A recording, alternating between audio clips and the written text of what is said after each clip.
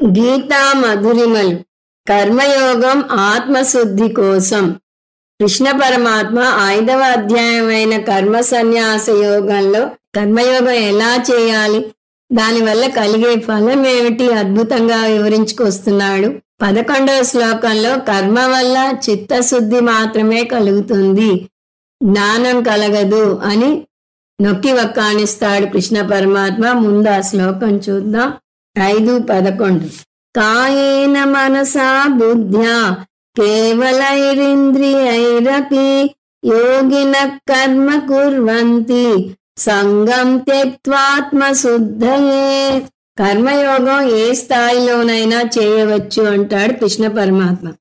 అంటే కాయిక వాచిక మానసిక కర్మల్లో ఏదైనా చేయవచ్చు, ఏది కుదిరితే అది చేయవచ్చు. అంతేకాదు, ఏం సమర్పించాలి? పత్రం, పుష్పం, ఫలం, తోయం. ఈ 4 కాదు, 4ంటిలో ఏ ఒక్కటైనా ఇవ్వచ్చు. కానీ కండిషన్స్ అప్లై, షరతులు వర్తిస్తాయంటారు స్వామీజీ. భక్తితో చేయాలి. ఎవరు నేను చాలా బిజీగా ఉన్నాను, నేను కర్మయోగం చేయలేను అనలేరు. బిజీగా ఉన్నారు కాబట్టే కర్మయోగం చేయాలి. అది కూడా కాయికమో వాచికమో మానసికమో చేయవచ్చు. మనుషులకు ఉన్న పెద్ద జబ్బు బద్ధకం. అందుకని ఎక్కడికో వెళ్ళి ఎందుకు పూజలు చేయాలి, ఈశ్వరుడు అంతటా ఉన్నాడు కదా అంటారు. పైగా పత్రం, పుష్పం, ఫలం, తోయం చాలన్నాడు కదా అని కూడా అంటారు. కాయేన మనసా బుద్ధ్యా ఇంద్రియైరపి. ఇంద్రియాల ద్వారా కాయిక వాచిక మానసిక కర్మలు చేస్తారు. బుద్ధ్యా అంటే వేదాంత విచారణ చేస్తారు. యోగిన కర్మ కుర్వంతి. కర్మయోగులు కర్మ చేస్తారు.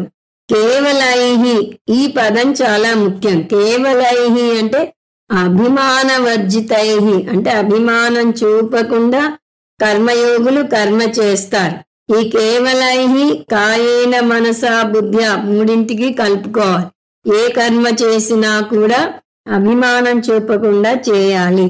మామూలుగా మనం విజయం సాధించగానే అంతా నా గొప్పతనం అనుకుని విర్రవీగుతాం. ఓటమి పొందితే దాని ఇతరుల మీదకి తోసేస్తాం. విజయం గర్వాన్ని కలిగిస్తే ఓటమి నిరాశ నిస్పృహలను కలిగిస్తుంది. అందువల్ల కేవలైహి అంటున్నాడు కృష్ణ పరమాత్మ. ఈ విజయం భగవంతుని కృప వల్లనే కలిగింది అని అనుకోవాలి. ఎందుకంటే ఈ ఇంద్రియాలు, ఈ మనసు, ఈ బుద్ధి కూడా భగవంతుని కానుకే అనుకోవాలి. విజయంలో కూడా అణకువగా ఉండాలి. కర్మయోగి ఆందోళన లేకుండా ఉంటాడు. ఇప్పుడు ఎక్కడ చూసినా ఆందోళన రాజ్యం వెళ్తుంది. అది తగ్గించడానికి అనేక మంది అనేక మార్గాలు సూచిస్తున్నారు.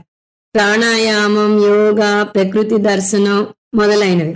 ఇక్కడ సంధ్యావందనం చేయమంటే చేయలేరు. ఎక్కడికో వెళ్ళి $500 ఖర్చు పెట్టి ప్రశాంతంగా కూర్చుని ప్రాణాయామం నేర్పిస్తారంటే వెళతారు. వైదిక మార్గం పాటిస్తే సమస్యలే ఉండవు. సంగం త్యక్త్వా, భవిష్యత్తు గురించిన ఆందోళన ఉండదు. ఆత్మశుద్ధయే, ఇది చాలా ముఖ్యమైన పదం. ఇందులో ఈ సాధనలన్నీ దేనికోసం? ఆత్మశుద్ధి కోసం. ఇక్కడ ఆత్మ అంటే మనసు, సచ్చిదానంద ఆత్మ కాదు. అందువల్ల ఆత్మశుద్ధి అంటే చిత్తశుద్ధి లేదా మనశుద్ధి, అంతేగాని నిజంగా ఆత్మశుద్ధి కాదు. సచ్చిదానంద ఆత్మ నిత్యశుద్ధ ఆత్మ. ఆత్మ పదానికి అనేక సందర్భాల్లో అనేక అర్థాలు వస్తాయి. అందువల్లనే శాస్త్రాన్ని గురువు ద్వారానే నేర్చుకోవాలి అని అంటారు. మీమాంస శాస్త్రం ద్వారా ఏ పదానికి ఏ సందర్భంలో ఏ అర్థం వస్తుందో నిరూపిస్తారు. అలాగే యోగినః పదం కూడా. ఇక్కడ యోగినః అంటే కర్మయోగినః, కానీ 6వ అధ్యాయంలో యోగి అంటే ధ్యాన యోగి. ఇక్కడ ఆత్మశుద్ధి అంటే చిత్తశుద్ధి అని ఎందుకు తీసుకోవాలి? కృష్ణ పరమాత్మే స్పష్టంగా చెప్పాడు. కర్మయోగం చిత్తశుద్ధిని ఇస్తుంది కానీ జ్ఞానాన్ని ఇవ్వదు అని. వివేక చూడామణిలో కూడా ఇదే అర్థం వస్తుంది. చిత్తస్య శుద్ధయే కర్మ నతు వస్తూపలబ్ధయే. చిత్తస్య శుద్ధయే కర్మ. కర్మ చేస్తే చిత్తశుద్ధి కలుగుతుంది కానీ నతు వస్తూపలబ్ధయే, వస్తువు లభించదు. వస్తువు అంటే ఆత్మజ్ఞానం. ఉన్నదొకటే వస్తువు, అది ఆత్మ.